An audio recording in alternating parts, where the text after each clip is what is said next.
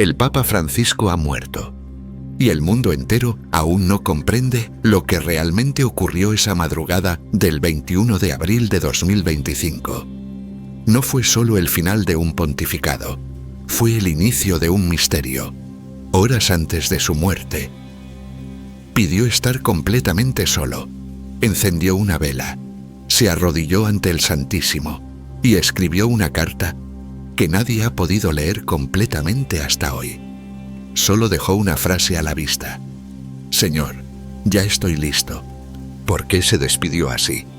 ¿Qué secretos llevó consigo? ¿Y por qué hay quienes aseguran que una antigua profecía del Vaticano se ha cumplido en silencio? Este no es solo un relato sobre una muerte, es una llamada del cielo, y tú ya no podrás ignorarla. Parte 1. La madrugada en que el cielo habló en silencio. Nadie lo esperaba, y sin embargo, todos lo sintieron. Era la madrugada del 21 de abril de 2025. En Roma, las calles aún dormían, y el murmullo de las fuentes del Vaticano era lo único que rompía el silencio de la noche. Hasta que, poco después de las 6:00 AM, un mensaje urgente salió desde la Casa Santa Marta. Breve, contundente, dolorosamente claro, con profunda tristeza. Anunciamos que su santidad, el Papa Francisco, ha partido a la casa del Padre en paz, rodeado de oración. Las palabras se extendieron como un susurro cargado de eternidad. Los noticieros apenas alcanzaban a traducir el shock. En muchas partes del mundo, miles despertaron con una inquietud inexplicable en el pecho, como si el alma misma de la Iglesia hubiera comenzado a llorar antes que el mundo supiera lo que había ocurrido. Porque no fue una muerte cualquiera, fue una de esas partidas que no solo rompen la carne, rompen el tiempo. En los rincones más alejados del planeta, desde catedrales hasta capillas de barro, desde universidades hasta cárceles, se encendieron velas. Algunas manos temblorosas tomaron un rosario. Otras simplemente se llevaron al rostro como quien acaba de recibir una noticia que no sabe cómo interpretar. Y así comenzó el silencio más sonoro que ha vivido la Iglesia en décadas. Pero ¿qué pasó realmente esa noche? ¿Qué vio el Papa Francisco en sus últimos momentos? ¿Por qué su muerte, sin alarde ni dramatismo, parece esconder una dimensión espiritual que nadie se atreve a explicar del todo? Uno de los cardenales más cercanos al Santo Padre, quien prefirió no ser nombrado, reveló en privado que las últimas semanas del Papa fueron sorprendentemente tranquilas. A pesar de su fragilidad física, Francisco se mostraba sereno, incluso alegre. No hablaba de enfermedad, ni de retiro, solo de Dios, de la Iglesia y de la misericordia. Durante su última comida, habría dicho en voz baja: cuando uno ya ha dado todo, lo único que queda es esperar con los brazos abiertos, como el hijo pródigo que vuelve, pero hacia el Padre eterno. Muchos interpretaron esa frase como una reflexión más de las muchas que Francisco solía compartir sin aviso, como perlas escondidas en medio del día. Pero hoy resuena como un adiós disfrazado de evangelio. La noche anterior a su fallecimiento, pidió que nadie lo visitara después de las 10 p.m. Quiso estar solo. En su capilla privada, encendió una vela frente al Santísimo y colocó a su lado un crucifijo antiguo, aquel que siempre llevaba consigo en sus años de sacerdote en Buenos Aires. Allí se quedó por horas, en silencio, rezando, llorando quizás, o escuchando. Un guardia suizo, conmovido hasta el alma, contó que lo vio salir de la capilla después de la medianoche, con el rostro bañado por una luz que no era de este mundo. No dijo palabra, solo hizo una señal de la cruz en el aire, como bendiciendo a los que vendrían después, y volvió a su habitación. A las 4:58 de la madrugada, su corazón se detuvo. Pero no fue una muerte abrupta ni ruidosa. Fue como una brisa que se apaga con el alba, como una hoja que cae sin hacer ruido, pero que deja una marca en el viento. El personal que lo encontró lo describió con estas palabras. Tenía una expresión de descanso total, como quien finalmente había llegado a casa. Lo envolvieron con una sábana blanca. Sobre su pecho colocaron su cruz de hierro. A sus pies, una carta sellada a mano, con un mensaje que aún no se ha revelado al mundo. Algunos dicen que contiene sus últimas palabras dirigidas al pueblo de Dios. Otros, que es una oración. Otros, que es una advertencia. Lo cierto es que esa carta permanece guardada. Y con ella, un misterio que nadie ha podido resolver del todo. Las primeras horas tras el anuncio oficial fueron una mezcla de consternación, oración y preguntas. Los fieles comenzaron a acercarse al Vaticano con flores, velas y silencio. No pedían explicaciones, solo querían estar cerca, sentir, agradecer, llorar y, sobre todo, escuchar, porque algo en el aire decía que esta muerte no era un final. Era una señal, una puerta que se abría, una voz que, al callar, comenzaba a hablar desde otro lugar. Parte 2. La habitación del último suspiro. Donde la tierra se encontró con el cielo, nadie vio el momento exacto. No hubo testigos. Ninguna cámara registró el instante en que el alma del Papa Francisco partió. Y, sin embargo, algo ocurrió en esa habitación que quedó grabado, no en video, sino en la memoria espiritual de todos los que han aprendido a reconocer los susurros de Dios. La habitación era sencilla. Un crucifijo de madera colgado en la pared, una imagen de San José dormido sobre la mesa, un sillón antiguo, lleno de libros usados, la Biblia abierta sobre el escritorio, en la página del Evangelio de Juan, capítulo 21. Apacienta mis ovejas. Era allí donde vivía. Era allí donde murió. Los que entraron después del amanecer no encontraron angustia. Encontraron paz, una paz profunda, densa, casi sobrenatural, como si la misma presencia de Dios hubiese pasado por ahí y dejado una estela. Un silencio reverente envolvía cada objeto, cada rincón. No había flores ni incienso, solo el aroma leve del aceite de los enfermos y el leve temblor de una vela que aún ardía frente al Santísimo. Un sacerdote joven, llamado por el secretario personal del Papa, fue el primero en entrar. Al ver el cuerpo inmóvil sobre la cama, se arrodilló de inmediato y comenzó a llorar. No por tristeza, sino por gratitud, porque sabía que estaba ante un alma entregada por completo. Junto al cuerpo, sobre la mesita de noche, encontraron una pequeña libreta, de esas que Francisco usaba para anotar pensamientos, frases, ideas. En la última página, escrita con tinta azul temblorosa, una sola frase: «Cuando me llames, Señor, que no me encuentre dormido». Esa fue la última línea que dejó escrita en vida. No hubo que llamar al médico del Vaticano. No hubo intentos de reanimación, porque ya todo estaba claro. El Papa había entregado su espíritu. Lo había hecho de forma consciente, en oración, como quien entra en la casa de su amado sin hacer ruido. El protocolo vaticano, previsto para estas circunstancias, se activó con precisión, pero esta vez todo fue distinto, no por el procedimiento, sino por la atmósfera. Cada movimiento estaba cargado de reverencia. Los guardias suizos hablaban en susurros. Los encargados del ceremonial movían las manos como si el aire pesara más que de costumbre. Y en los ojos de todos, una certeza que nadie se atrevía a decir en voz alta: este hombre no solo ha muerto, este hombre ha sido recibido. Cuando el cuerpo fue preparado para ser velado, se le revistió con la sotana blanca sencilla que tanto insistía en usar. Nada de oro, nada de capas bordadas, solo su estola pastoral, gastada por los años, y su anillo papal, arañado por el uso diario. Antes de cerrar el féretro, uno de los monjes encargados del rito pidió unos minutos a solas. Luego confesó que quiso rezar el Salmo 131, uno de los favoritos del Papa. Señor, Mi corazón no es ambicioso, ni mis ojos altaneros. No busco grandezas que superen mi capacidad, sino que mantengo mi alma en calma y silencio, como un niño en brazos de su madre. Ese era Francisco, un alma en brazos del Padre, un niño que, después de mucho caminar, regresaba a casa. Pero lo que nadie esperaba fue lo que ocurrió al día siguiente.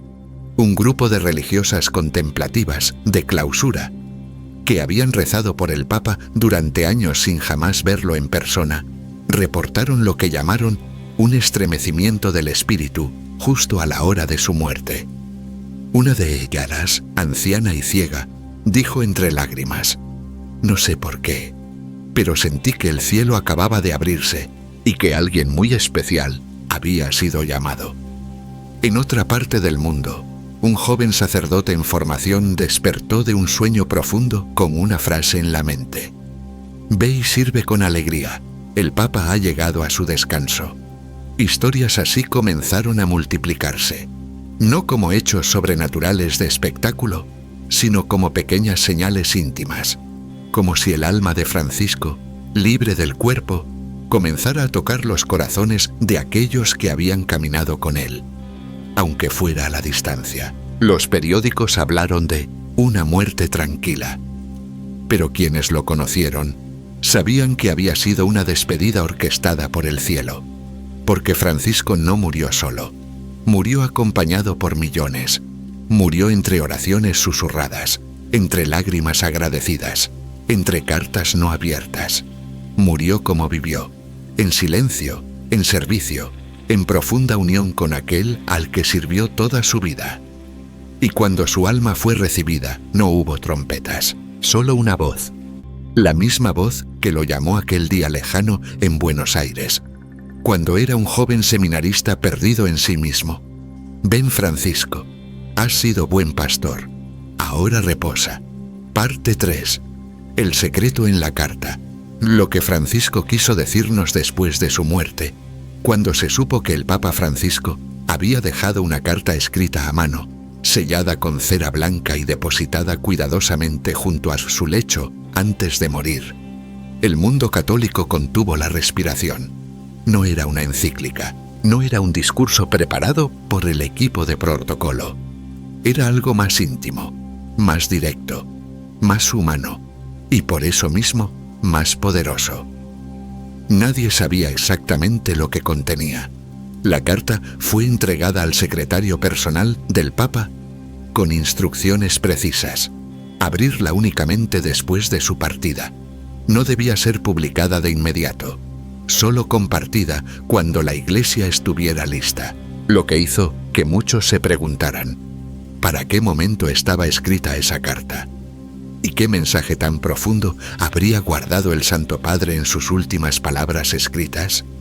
Fuentes cercanas aseguran que la carta, manuscrita con caligrafía irregular pero firme, contenía no una advertencia, sino una súplica al pueblo de Dios, una súplica que no hablaba de estructuras, sino de corazones. Uno de los fragmentos que fue filtrado, sin autorización oficial, decía lo siguiente: «No teman el dolor de este mundo, témanse a ustedes mismos cuando dejen de amar, porque entonces habrán comenzado a morir de verdad». Esa frase corta y contundente resonó como un trueno en medio del duelo, porque no venía de un papa que temía por la Iglesia, venía de un padre que confiaba, pero que también lloraba por las almas heridas, por las divisiones internas, por la dureza que había encontrado en tantos rostros que decían amar a Cristo, pero temían abrazar su cruz. La carta continuaba con reflexiones sobre el servicio, el perdón, la humildad, y sobre algo que el Papa había repetido muchas veces en vida: la ternura no es debilidad, es el lenguaje de Dios. Y concluía con una línea escrita al final, como un suspiro: «Si olvidan todo lo que dije, recuerden esto: Jesús no vino por los perfectos, vino por ti, tal como eres». El cardenal encargado de custodiar la carta pidió tiempo, no por temor, sino porque entendía que las palabras del Papa no eran una pieza mediática, sino una semilla espiritual. Y como toda semilla, necesitaba silencio, tiempo, tierra fértil. Por eso, hasta ahora, solo se han compartido extractos, pero esos extractos han bastado para comenzar una revolución en lo invisible. En muchas partes del mundo, sacerdotes comenzaron a leer las homilías más simples del Papa, aquellas que habían pasado desapercibidas entre los grandes eventos. Descubrieron en ellas una coherencia profética, una línea invisible que ahora, tras su muerte, comenzaba a brillar con nueva luz. Por ejemplo, en 2020, durante una misa en Santa Marta, Francisco dijo: Dios nunca se cansa de perdonar. Somos nosotros los que nos cansamos de pedir perdón. En aquel entonces fue una frase entre muchas. Hoy se ha convertido en una brújula espiritual, porque el Papa no hablaba desde el púlpito, hablaba desde su propia experiencia de lucha, de fragilidad, de reconciliación. Y eso explica por qué tantas personas han comenzado a decir que su muerte no fue solo una pérdida, sino una activación, como si su alma, al salir de este mundo, hubiera comenzado a despertar conciencias dormidas. En una pequeña comunidad de campesinos en el sur de Colombia, un joven catequista relató que, tras leer una de las frases filtradas de la carta, decidió volver al seminario. Lo había dejado años atrás por escándalos, por frustración, por sentir que la Iglesia estaba lejos del Evangelio. Pero al leer lo que el Papa escribió, sintió como si una voz le hablara directamente. Vuelve, no por ellos, por Él, por Jesús. Historias como esas se multiplican. No son milagros en el sentido clásico, son resurrecciones del alma. Y cada una de ellas habla de lo mismo. La voz de un Papa que sigue guiando a su pueblo desde el silencio, desde la eternidad, desde el corazón mismo de la compasión divina. El cardenal que recibió la carta dijo en una entrevista privada: no sé si algún día el mundo estará preparado para leerla entera, pero yo sí sé esto. Esas palabras no venían solo del Papa Francisco, venían del Evangelio que él encarnó, porque eso fue Francisco, un testigo, un servidor, un hombre que nunca quiso ser el centro, solo quiso ser una flecha que apuntara al corazón de Cristo. Y ahora que ya no está entre nosotros, esa flecha sigue señalando el mismo destino. No hacia los palacios, no hacia el poder, sino hacia el pesebre, hacia la cruz, hacia el rostro del pobre, del herido, del olvidado. Allí donde Cristo sigue esperando. Parte 4. El día en que el mundo dejó de hablar y empezó a orar. La mañana del funeral fue una de esas que el tiempo no puede borrar. Desde las primeras horas, antes incluso de que amaneciera, una multitud comenzó a reunirse en la plaza de San Pedro. No había tambores, ni cantos, no había euforia ni ruido, solo pasos suaves, respiraciones contenidas y miradas que buscaban el cielo. Una brisa ligera acariciaba los rostros, como si el mismo Espíritu quisiera consolar a quienes venían, no a presenciar un rito, sino a dar las gracias. Muchos llegaron sin saber por qué, otros con el corazón en la mano. Algunos viajaron miles de kilómetros, otros simplemente bajaron desde la colina cercana. Pero todos, absolutamente todos, sabían que aquel día algo sagrado iba a ocurrir. El féretro del Papa Francisco fue llevado en hombros hasta el centro de la plaza. Era sencillo, de madera clara, sin adornos, sin oro, sin estandartes, solo una cruz tallada y su nombre grabado con humildad. Sobre la tapa, un evangelio abierto, y a los pies, un pañuelo blanco doblado, el que él solía llevar en el bolsillo de su sotana. Nadie aplaudió cuando el ataúd llegó, nadie gritó, solo un silencio inmenso que, por momentos, parecía más fuerte que cualquier coro. El cardenal encargado de la homilía comenzó a hablar, pero su voz tembló desde la primera frase. No era fácil hablar de Francisco sin llorar. No porque fuera un líder poderoso, sino porque era un padre espiritual que había roto muros, abrazado a los marginados y devuelto la fe a los que ya no la buscaban. «No despedimos a un pontífice», dijo el cardenal. «Acompañamos a un hermano que nos enseñó a vivir con los pies en la tierra y el corazón en el cielo». Las palabras fueron pocas, los gestos, muchos. Algunos sacerdotes lloraban abiertamente. Religiosas rezaban con los ojos cerrados, apretando el rosario con fuerza. Gente sencilla, ancianos, migrantes, niños. Todos sentían que estaban diciendo adiós no a un papa distante, sino a alguien que había caminado a su lado. Una mujer mayor, de origen africano, sostenía una vela encendida y repetía: «Él me miró una vez y nunca más volví a sentirme invisible». No fue la única. Un joven con discapacidad contó que en una audiencia general el Papa lo abrazó sin prisa, sin apuro, sin miedo. «Era como si me hubiera abrazado Dios», dijo ante una cámara improvisada. Los testimonios, espontáneos, honestos, fueron la verdadera homilía de ese día, porque ningún discurso podía expresar lo que el pueblo sentía, una mezcla de dolor, agradecimiento y llamado. Dolor por la pérdida, agradecimiento por la vida entregada y llamado. Porque todos sabían, en el fondo del alma, que la muerte de Francisco no era un punto final, era un envío. En medio de la ceremonia ocurrió algo que muchos interpretaron como una señal. Mientras se elevaban las oraciones finales, una paloma blanca descendió sobre la plaza y se posó brevemente sobre el borde de la cruz monumental que preside San Pedro. No huyó, no tembló, solo estuvo ahí, como si vigilara, como si confirmara que el alma del Papa ya volaba libre y en paz. El momento fue captado por decenas de cámaras. Pero lo importante no fue la imagen. Fue el temblor interior que produjo en los presentes, porque todos sintieron lo mismo. No está muerto, solo ha cruzado el umbral. Cuando el féretro fue llevado al interior de la basílica, no hubo música triunfal, solo el canto suave de un salmo. «El Señor es mi pastor, nada me falta. Aunque camine por valles oscuros, no temeré». Fue entonces cuando muchos comenzaron a llorar de verdad, porque comprendieron que no estaban enterrando a un papa, estaban sembrando un testigo, y que esa semilla, caída en tierra, daría fruto en el tiempo del Espíritu. Horas más tarde, cuando las puertas del Vaticano se cerraron, la plaza seguía llena. Nadie quería irse.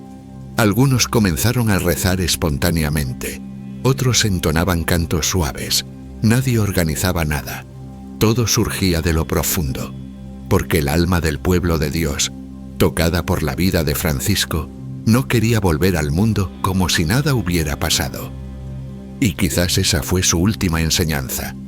La muerte no es el fin del discípulo, es el comienzo de su misión verdadera. De parte 5. La llama que no se apaga. El legado que comenzó a arder después de su muerte. El día después del funeral de Francisco, la plaza ya vacía seguía latiendo. No había música, ni liturgia, ni multitudes, solo restos de flores, velas apagadas y papeles con oraciones escritas a mano. Pero algo permanecía, como un fuego invisible, como un perfume suave en el aire que no terminaba de disiparse, porque con Francisco ocurrió lo que solo sucede con los santos silenciosos. Su verdadera obra comenzó cuando ya no estaba. En parroquias de todos los continentes comenzaron a aparecer gestos espontáneos.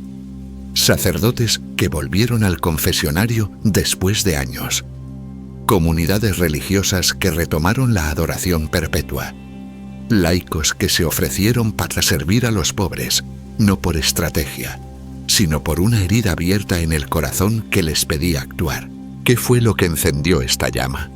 Muchos lo describen como un eco interior, una voz que no viene de afuera, sino desde dentro. Una voz que dice: si Él pudo amar así, yo también puedo. Ese fue el verdadero milagro de Francisco: convertir su propia debilidad en camino para los demás. Nunca pretendió ser un superhombre, nunca se mostró sin heridas. Al contrario, las mostró, las nombró y las ofreció a Dios. Y por eso, su testimonio no aplastó a nadie. Elevó a todos.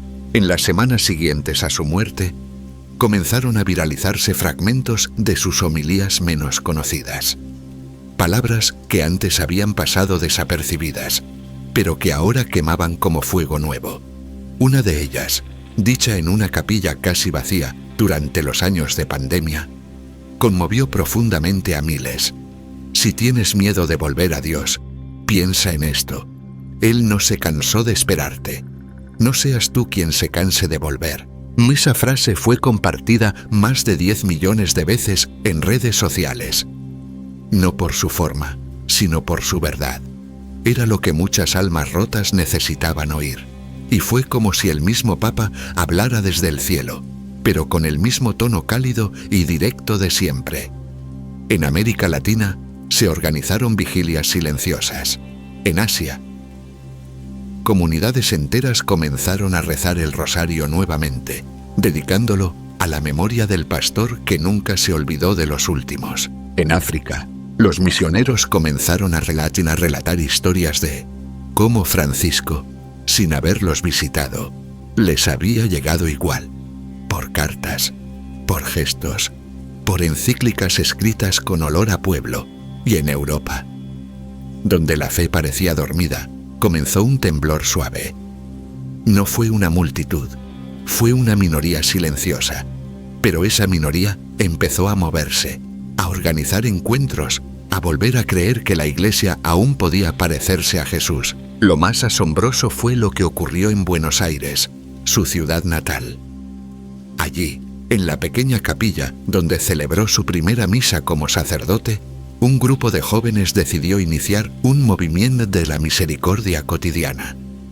No tenían fondos, ni apoyo oficial, solo un deseo: vivir como él vivió, salir a las calles, escuchar, abrazar y repetir una y otra vez lo que Francisco les enseñó: Dios es más grande que tu error, más paciente que tu culpa, más tierno que tu miedo.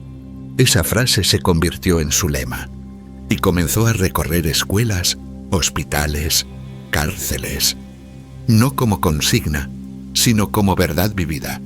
Ese es el tipo de legado que no puede medirse con estadísticas, porque no se cuenta, se siente, no se impone, se contagia.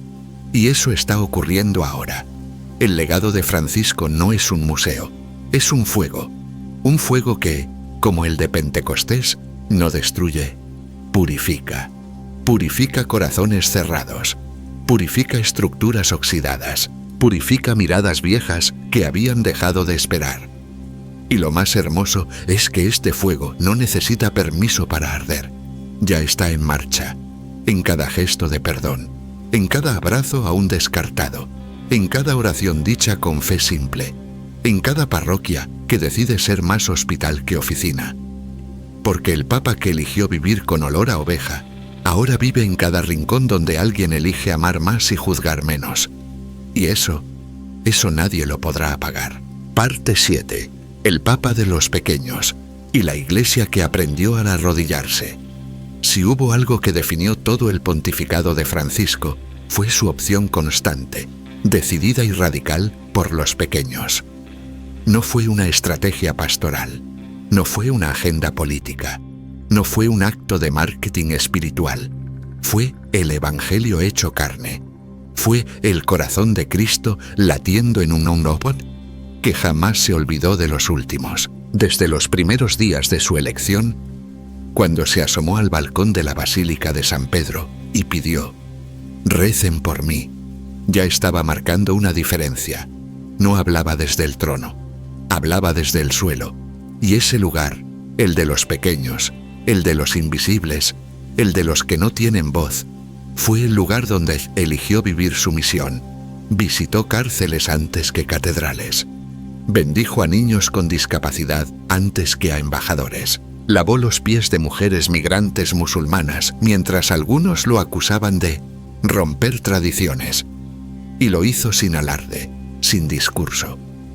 Solo porque así lo hacía Jesús, Francisco entendió que una iglesia que no se arrodilla ante el sufrimiento ya no es de Cristo.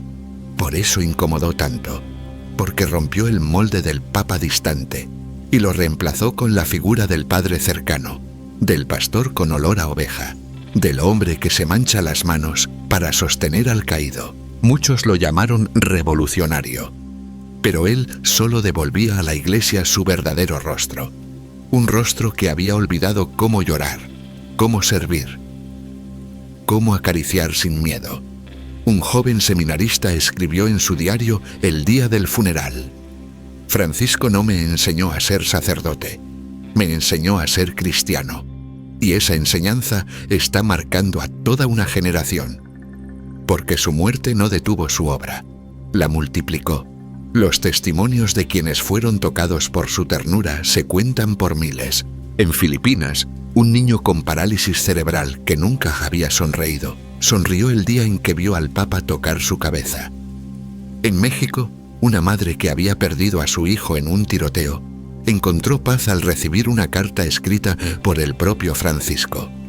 En Siria, un sacerdote que había perdido su fe, volvió al ministerio después de leer la homilía del Papa sobre el hijo con el afecto pródigo. El Padre no mira el barro, mira al hijo que regresa. Eso fue Francisco, un rostro del Padre en medio de un mundo que solo ve heridas. Y por eso su muerte duele. No como duelo político, sino como cuando muere alguien de la familia, porque él rompió distancias. Y eso es lo que muchos no le perdonaron. No les gustaba verlo abrazando enfermos deformados, ni besando las manos de mujeres musulmanas, ni dejando que un niño lo interrumpiera durante un discurso y se sentara en su sillón. Pero él nunca se defendió, solo dijo una vez: Jesús no vino a fundar una escuela de etiqueta, vino a sanar corazones rotos. Esa fue su teología, esa fue su pedagogía, y hoy es su herencia. La iglesia que él soñaba no era una fortaleza doctrinal, sino una casa con las puertas abiertas. Una iglesia donde los más alejados se sintieran acogidos antes de ser corregidos. Donde la verdad no se impusiera como espada, sino que se ofreciera como pan. Y eso ya está ocurriendo. En muchas diócesis se están revisando los programas de formación. En parroquias se han multiplicado los grupos de escucha.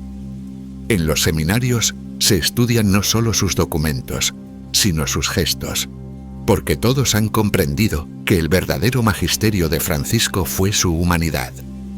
Y esa humanidad ha comenzado a tocar incluso a quienes nunca pusieron un pie en una iglesia. Un periodista ateo escribió después del funeral: no creo en Dios, pero si algún día lo encuentro, espero que se parezca al Papa Francisco. Esa frase, tan provocadora, dice más que muchos tratados, porque el mundo, incluso el que no comparte la fe, reconoció en él algo auténtico, una luz, una coherencia, una misericordia que no juzga ni exige, simplemente abraza, y esa es la semilla más poderosa de todas.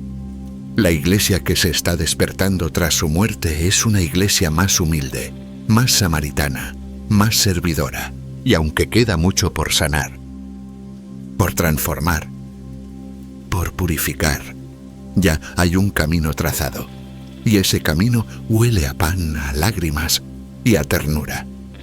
Francisco no fue perfecto, pero fue evangélico. Y eso es más que suficiente. Parte 8. El llanto invisible de Dios y el despertar de una iglesia con alma. Durante años, Francisco advirtió que la mayor crisis de la Iglesia no era el escándalo, ni el relativismo, ni la persecución. Era la pérdida del llanto. Cuando la Iglesia deja de llorar, decía, es porque el corazón se ha endurecido. Y cuando el corazón se endurece, ya no escucha a Dios, porque Dios habla desde las lágrimas. Esta visión, que parecía poética, hoy se comprende con una claridad desgarradora, porque tras su muerte la Iglesia ha comenzado a llorar. Y no son lágrimas de vergüenza, son lágrimas de conversión. Muchos que lo criticaban en vida, hoy lo veneran en silencio. Muchos que lo ignoraban, hoy abren sus escritos y descubren que hablaba directo a sus heridas. Y otros que se alejaron hace tiempo, han comenzado a regresar, no por un dogma, sino por un rostro, el suyo, ese rostro que sabía escuchar, incluso cuando no había palabras. Un obispo africano confesó días después del funeral: no lloré por su muerte, lloré por no haberlo escuchado antes. Esa frase, tan breve, encierra la revolución espiritual que está ocurriendo, porque no se trata de volver a Francisco, se trata de volver a lo que él apuntaba sin descanso: Jesús. El Jesús del Evangelio, el de los caminos polvorientos, el que cena con pecadores, el que llora ante la tumba de Lázaro. Ese Jesús que muchas veces la Iglesia institucional había sepultado bajo ceremonias, cargos, normativas. Francisco desenterró a ese Jesús, lo rescató, lo puso otra vez al centro y lo mostró sin miedo, sin maquillaje, sin miedo a las críticas. Por eso hoy muchos se sienten conmovidos sin saber por qué, porque su alma reconoce que lo que este Papa vivió era el Evangelio puro. Un joven exseminarista escribió en redes sociales: me fui del seminario porque sentí que hablábamos mucho de Dios, pero lo buscábamos poco.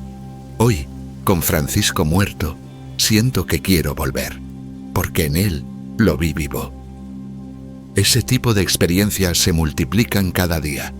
Son signos de algo mayor, de una gracia que no se impone desde Roma, sino que brota desde abajo, desde las lágrimas del pueblo, desde el clamor de los sencillos. Y eso es lo que más impresionaría al mismo Francisco si pudiera verlo. Porque su mayor anhelo no era dejar una estructura perfecta, era provocar un movimiento del corazón, una conversión real, una iglesia que volviera a orar con el alma, no solo con los labios. En muchas comunidades han comenzado a recuperar gestos perdidos, procesiones sin cámaras, confesiones sin horarios, misas con silencio real. Y todo nace de un mismo lugar, la herida abierta por su partida. Porque cuando alguien que ama profundamente muere, no te deja en paz. Te deja inquieto, te deja con una tarea. Y Francisco ha dejado a toda la Iglesia con la tarea de despertar. No a una moda, no a una política eclesial, sino a la compasión viva del Evangelio. En uno de sus últimos mensajes dijo: hay muchas cosas que ya no podremos cambiar, pero todavía podemos amar. Y eso lo cambia todo. Hoy, esas palabras se sienten como un testamento del cielo. Y por eso, cada vez que alguien decide perdonar, visitar a un enfermo, arrodillarse ante el sagrario o simplemente escuchar en silencio a un hermano, algo del Papa sigue vivo, no en su figura, sino en su fuego, ese fuego que no encendió para que lo admiraran, sino para que lo compartieran. Y así haré, en lo invisible, Dios sigue llorando con nosotros, pero ya no con dolor, sino con ternura, porque su siervo ha sembrado, y la cosecha está comenzando. Parte 9. La esperanza escondida en el polvo. Cuando morir es sembrar eternidad. Los grandes hombres suelen ser recordados por monumentos, por fechas oficiales, por placas doradas en las paredes del poder. Pero Francisco no dejó una estatua, dejó huellas, huellas de polvo, huellas de misericordia, huellas que no se ven con los ojos, sino con el alma. Y son esas huellas las que, tras su muerte, están comenzando a guiar un nuevo camino. No es un camino trazado en documentos ni en discursos. Es un camino de tierra, de periferia, de silencio compartido con los que nunca fueron escuchados. Porque Francisco no construyó con ladrillos, construyó con encuentros, con miradas, con gestos, con esa presencia que desarma y dignifica, con esa fe que no asfixia, sino que respira el dolor del otro sin escandalizarse. Y esa construcción no muere. Al contrario, con su partida, ha comenzado una resurrección desde abajo. Uno de los testimonios más hermosos llegó desde una aldea indígena de Perú. Un catequista, que apenas sabía leer y escribir, escribió a mano una carta dirigida al Papa que me enseñó que mi piel también es sagrada. Decía: nunca lo vi en persona, pero sentí que me hablaba, como si supiera que yo existo, como si Dios, a través de él, me dijera: tú también eres mi hijo. Esa carta nunca llegó al Vaticano, pero ya está sembrada en el corazón del cuerpo de Cristo, porque expresa lo que millones sintieron y no supieron poner en palabras. La muerte de Francisco ha sido como una lluvia suave sobre una tierra sedienta. Nadie la pidió, pero todos la necesitaban, porque esta iglesia cansada, herida, muchas veces cínica o indiferente, está comenzando a recordar algo que había olvidado: que el alma no se alimenta de teorías, sino de testigos. Y Francisco fue testigo, testigo del perdón, testigo de la ternura, testigo de un Dios que no tiene miedo de nuestras heridas, sino que las toca y las convierte en camino. Un monje contemplativo, al enterarse de la noticia de su muerte, escribió en su diario: hoy se ha caído una hoja grande del árbol de la iglesia, pero su sombra sigue dando descanso, y su raíz ya está floreciendo en miles de ramas nuevas. Eso es lo que está ocurriendo. Una iglesia que parecía a la defensiva, ahora comienza a mirar hacia adentro, no con culpa, sino con hambre, hambre de autenticidad, hambre de evangelio puro, hambre de volver a ser comunidad, cuerpo, familia. Y esa hambre ha sido despertada por el testimonio silencioso de un hombre que nunca gritó, pero que jamás dejó de hablar.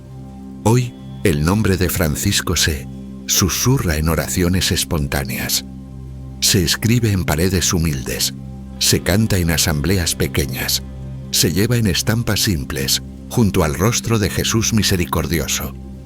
No como un ídolo, sino como una chispa que encendió lo que parecía apagado. Porque eso fue lo que hizo hasta el final: encender. Y ahora, esa luz se ha quedado con nosotros, pero no para admirarla, sino para multiplicarla. La esperanza que Él sembró no está en los aplausos, está en los abrazos que comenzaron a darse entre enemigos,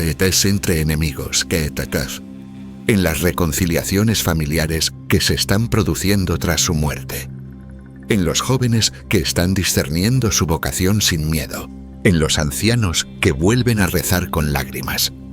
Es una esperanza escondida en lo pequeño, pero que, como todo lo que viene de Dios, es más poderosa que cualquier estructura.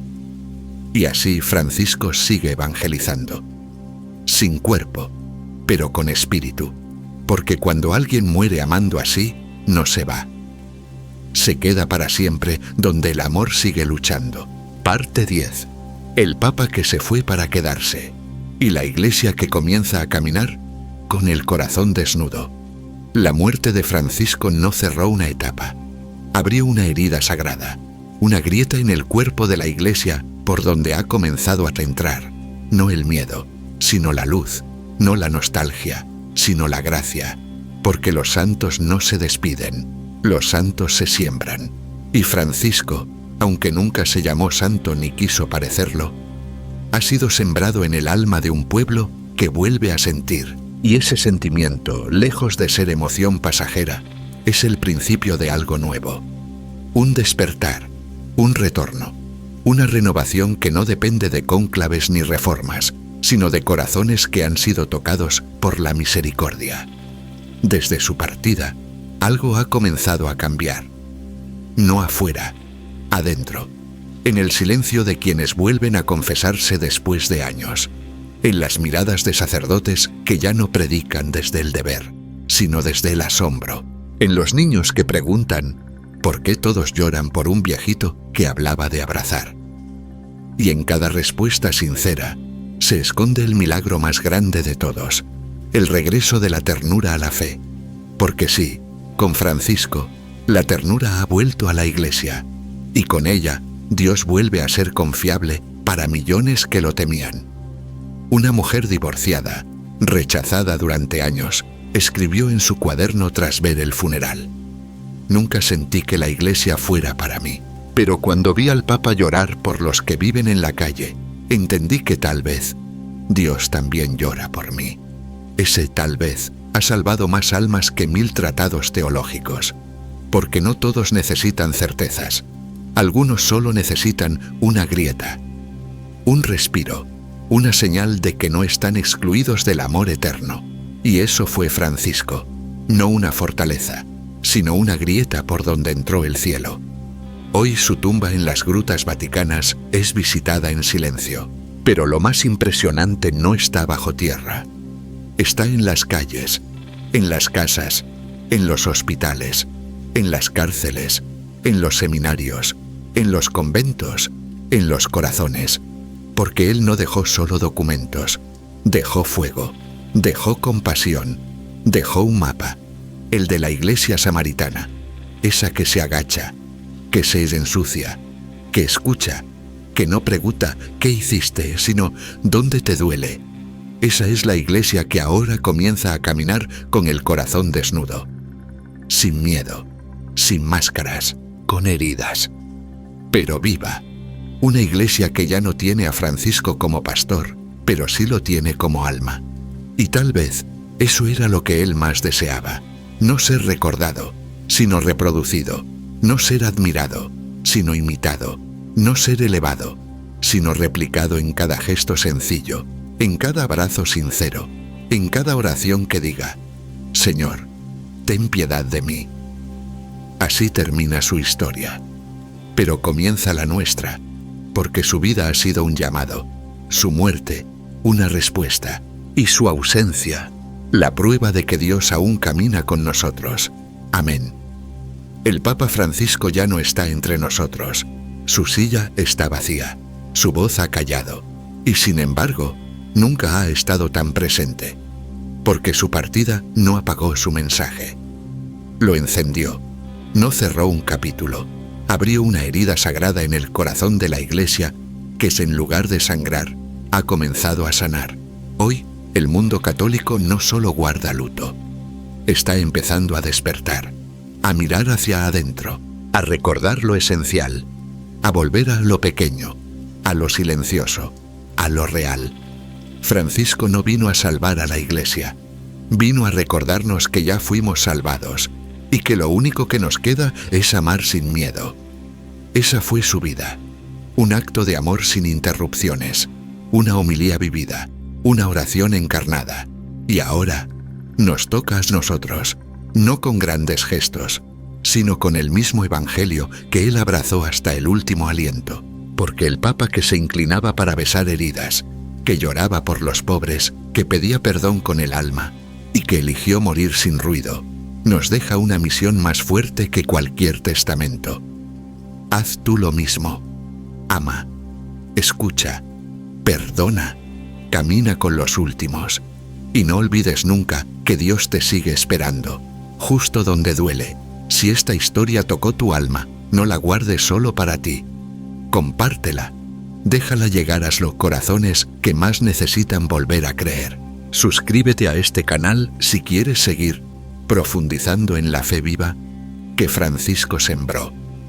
Y en los comentarios, cuéntanos, ¿qué te enseñó el Papa Francisco? ¿Qué parte de su vida te marcó para siempre? Tu testimonio, como el suyo, puede despertar una nueva esperanza. Gracias por acompañarnos en este viaje. Y que, como él mismo nos enseñó, nunca dejemos de soñar con una Iglesia de puertas abiertas, donde todos encuentren misericordia. Amén.